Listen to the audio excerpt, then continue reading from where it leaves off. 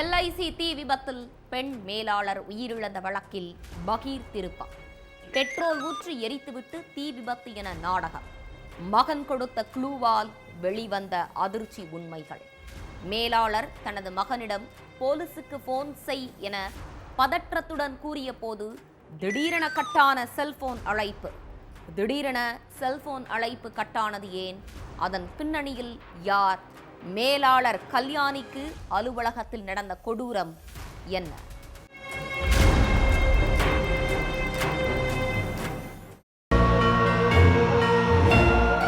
மதுரை மேலப்பெருமாள் மேஸ்திரி வீதி வழக்கத்தை விட சனிக்கிழமை நைட்டு ஒரு பதற்றம் நிறைஞ்ச பகுதியா காணப்பட்டுச்சு. ஏன்னா அந்த ஏரியாவில் செயல்பட்டு வர்ற LIC ஆபீஸ்ல ஏற்பட்ட பயங்கர தீ விபத்து தான் அந்த பதற்றத்துக்கே காரணம். அந்த ஆபீஸ்ல அசிஸ்டன்ட் மேனேஜர் வேலை பார்த்துட்டு இருந்த ராமுங்கிறவரு கால்ல தீக்காயங்களோட ரோட்டுக்கு ஓடி வந்திருக்கார். அதை பார்த்து அதிர்ச்சியான மக்கள் சிலர் உடனடியா அவரை மீட்டு பக்கத்துல உள்ள பிரைவேட் ஹாஸ்பிட்டல்ல சேர்த்திருக்காங்க. அடுத்து தகவல் தெரிஞ்சு ஸ்பாட்டுக்கு வந்த போலீஸ்காரங்களும் தீயணைப்பு துறையினரும் நீண்ட நேரம் போராடி தீய அணைச்சிருக்காங்க.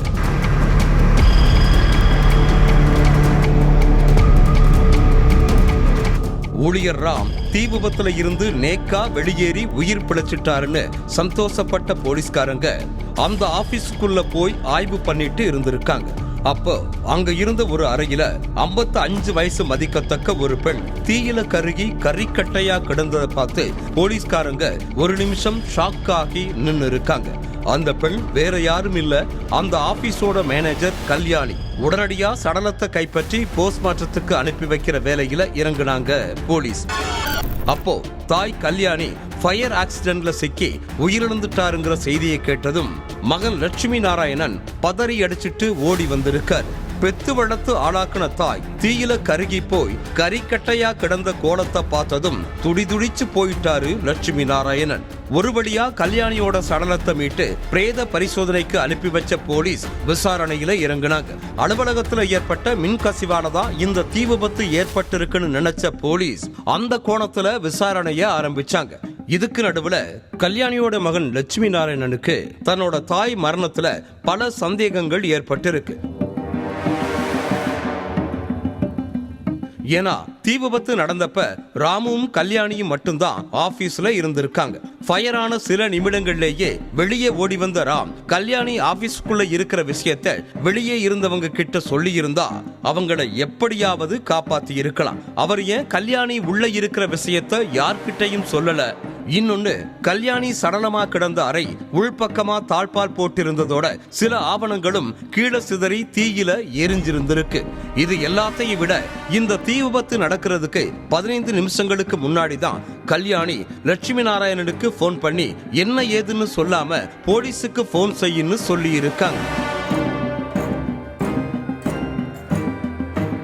ஆனா பேசிட்டு இருக்கும் போதே அவங்களோட செல்போன் கட் ஆகி இருக்கு. அதுக்கு பிறகு லட்சுமி நாராயணன் மறுபடியும் போன் பண்ணப்ப கல்யாணியோட செல்போன் சுவிட்ச் ஆஃப்னு வந்திருக்கு. இந்த விஷயங்கள் எல்லாத்தையும் லட்சுமி நாராயணன் போலீஸ் கிட்ட சொல்லவே சந்தேக மரணம்னு வழக்கு பதிவு செஞ்ச திலகர்திடல் காவல்துறையினர் புலன் விசாரணையில இறங்குனாங்க. அதன்படி ஹாஸ்பிட்டல்ல ட்ரீட்மெண்ட்ல இருந்த ராம் கிட்ட நேர்ல போய் கிடுக்குப்பிடி விசாரணை பண்ணப்பதான் அது விபத்து இல்லை கொலை அப்படிங்கிறது தெரிய வந்து எல்லாரையும் அதிர வச்சிருக்கு. அதுக்கு பிறகு ஆக்சிடென்ட் கேஸ மர்டர் கேஸா ஃபைல் பண்ண போலீஸ்காரங்க ராம கஸ்டடியில எடுத்து விசாரணை நடத்தினாங்க. அதுலதான் இந்த கொலைக்கான மோட்டிவ் என்னங்கிறதுக்கான முழு காரணமே தெரிய வந்துச்சு. சீனியர் மேனேஜரான கல்யாணி கடந்த மே மாசம் நெல்லையில இருந்து ப்ரமோஷன் கிடைச்சு மதுரையில உள்ள LIC அலுவலகத்துல வேலைக்கு சேர்ந்திருக்காங்க. அதே அலுவலகத்துல 45 வயசான ராம் கடந்த 1.5 வருஷமா அசிஸ்டன்ட் மேனேஜரா வேலை பார்த்துட்டு இருந்திருக்கார். இவரு சில டாக்குமெண்ட்ஸ்கள்ல ஃபோர்ஜரி வேலை பார்த்திருக்கிறதாகவும் டெத் கிளைம் பாலிசி கொடுக்காம வாடிக்கையாளர்களை அலைக்கழிச்சிட்டு இருந்ததா இவர் மேல அடுக்கடுக்கா நிறைய புகார்கள் வந்துட்டே இருந்திருக்கு. அவரால் பாதிக்கப்பட்டவங்க சிலர் மேனேஜர் கல்யாணி கிட்ட போய் கம்ப்ளைண்ட் பண்ணி இருக்காங்க. உடனே அவங்க ராம கூப்பிட்டு எச்சரிச்சதோட அவங்களோட டாக்குமெண்ட்ஸ் எல்லாத்தையும் வாங்கி செக் பண்ணி இருக்காங்க. அதுல ராம் சில முறைகேடுகளையும் குளறுபடிகளையும் பண்ணி இருக்கிறதையும் பார்த்து கொந்தளிச்சு போன அவங்க சர்ற மாதிரியான கேள்விகளை கேட்டு இருக்காங்க. அது ராமுக்கு உச்சகட்ட கோபத்தை ஏற்படுத்தி இருக்கு. இப்ப வந்துட்டு நமக்கே கண்டிஷன் போடுறாளேன்னு கல்யாணி மேல கொலை வெறியில இருந்திருக்கா ராம். இந்த போர்ஜரி வேலைய அவங்க உயர் அதிகாரிகள் கிட்ட சொல்லிட்டா வேலையே போயிடும்னு பயந்து சம்பவத்தன்னைக்கு ஊழியர்கள் எல்லோரும் ஆபீஸ்ல இருந்து வீட்டுக்கு கிளம்பினதும் தான் முறைகேடு பண்ண ஆவணங்களை பெட்ரோல் ஊத்தி எரிச்சிட்டு இருந்திருக்கான். அப்போ திடீர்னு அங்க வந்த கல்யாணி ஆவணங்கள் தீயில எரிஞ்சிட்டு இருந்ததை பார்த்ததும் ராம சரமரியா கேள்வி கேட்டு திட்டி இருக்காங்க. அவங்கள பார்த்ததும் பதற்றமான ராம் என்ன பண்றதுன்னு தெரியாம திருன்னு முழிச்சபடியே நின்னுட்டு இருந்திருக்கான். அப்போ தன்னோட மகனுக்கு போன் பண்ண கல்யாணி உடனடியா போலீஸுக்கு போன் பண்ணுடான்னு ஒரு வார்த்தை தான் சொல்லி இருக்காங்க. உடனே அவங்களோட போனை பிடுங்கி சுவிட்ச் ஆஃப் பண்ணவே 2 பேத்துக்கும் இடையில கடும் வாக்குவாதம் ஏற்பட்டு இருக்கு. அப்போ திடீர்னு அவங்க இருந்த அறையோட கதவை தாழ்பால் போட்டு கல்யாணியை கீழே தள்ளிவிட்டு அவங்க மேல பெட்ரோலை ஊத்தி நெருப்ப கொளுத்தி போட்டிருக்கான் ராம்.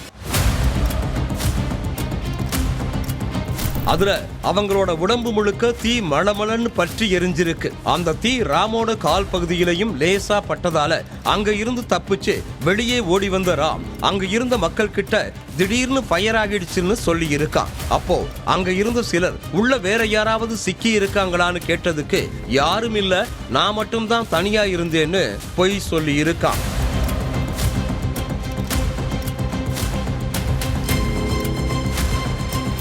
விசாரணையில ராம் ஒண்ணு விடாம வாக்குமூலத்துல சொல்லவே அவன் மேல கொலை வழக்கு பதிவு செஞ்ச போலீஸ் அவனை அரெஸ்ட் பண்ணி தொடர்ந்து விசாரணை நடத்திட்டு இருக்காங்க.